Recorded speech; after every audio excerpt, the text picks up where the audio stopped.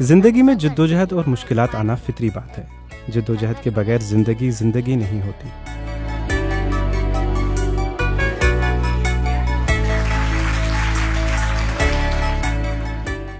मेरा नाम गणेश बारिया है। मेरा कद 3 फुट और मेरा वजन 20 किलो है।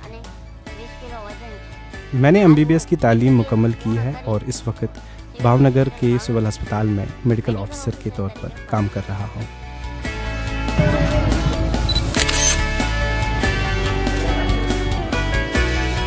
डॉक्टर गणेश को दुनिया के सबसे छोटे कद के डॉक्टर के तौर पर जाना जाता है।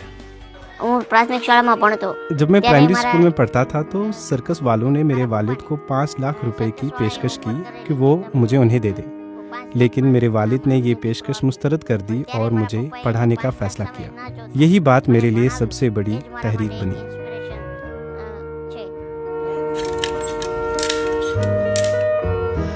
स्कूल के ज़माने में कुछ बच्चे गणेश के कद की वजह से उनका मजाक उड़ाते थे। 5 किलोमीटर प्राइमरी स्कूल गांव से 5 किलोमीटर दूर था। मुझे याद है कि मैं उसे पहली क्लास में दाखिल करवाने ले गया था। मेरा बेटा चल नहीं सकता था, जल्द थक जाता था। कभी कभी मैं उसे अपने कंधों पर बिठा कर ले जाता था। मैंने उसे पहली क्लास से 5वीं क्लास तक खुद पढ़ाया। मैं गणेश को हर कमरे में ले गया और सबको बताया कि ये बच्चा 9वीं जमात में दाखिला लेने आया है। सब लोग हैरत से मुंह तकते थे कि इतना छोटा बच्चा 9वीं जमात में कैसे पढ़ेगा।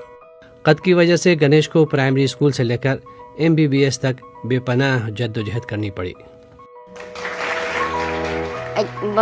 साइंस से 12वीं और नीट का इम्तिहान कामयाबी से पास करने के बाद मैंने MBBS में दाखिले के लिए दरख्वास्त दी, लेकिन मेडिकल काउंसिल ऑफ इंडिया ने मेरी मौजूरी का बुनियाद पर दरख्वास्त मुस्तरद कर दी। ये सन 2018 की बात है। उस वक्त मैं बहुत मायूस हो गया। उम्मीद की कोई किरण नजर नहीं आ रही थी। उनके उस्ताद दलपत भाई और राजवंत भाई ने गणेश के MBBS में दाखिले के लिए हाई कोर्ट का रुख किया, लेकिन वहाँ वो मुकदमा हार गए। हाई कोर्ट में केस हारने के बाद मैं बहुत टूट गया। मुझे कोई रास्ता नजर नहीं आ रहा था और नहीं ये मालूम था कि आगे क्या होगा।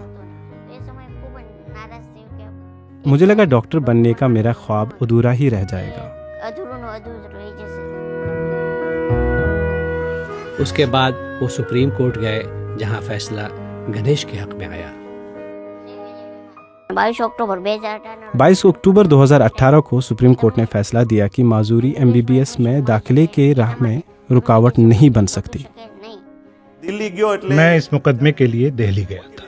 जब वकील अंदर से बाहर आया और उसने कहा कि हम केस जीत गए हैं, तो मैं सुप्रीम कोर्ट में 1.5 से 2 घंटे तक रोता रहा। आज गणेश उसी सरकारी मेडिकल कॉलेज में मेडिकल ऑफिसर के तौर पर काम कर रहे हैं, जहां उन्होंने MBBS में दाखिला लिया था। सर, जब मैं अस्पताल जाता था तो मरीज मुझे देखकर हैरान हो जाते थे। आहिस्ता आहिस्ता लोगों ने ताउन करना शुरू कर दिया।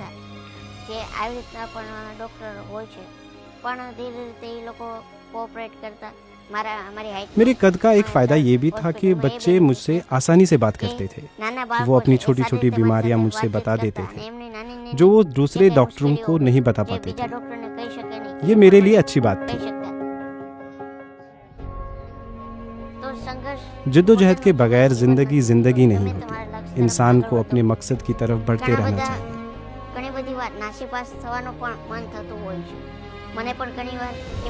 जिंदगी का मकसद यही होना चाहिए कि हम अपने हदफ की तरफ मुसलसल आगे बढ़ते रहें। प्राप्त करो,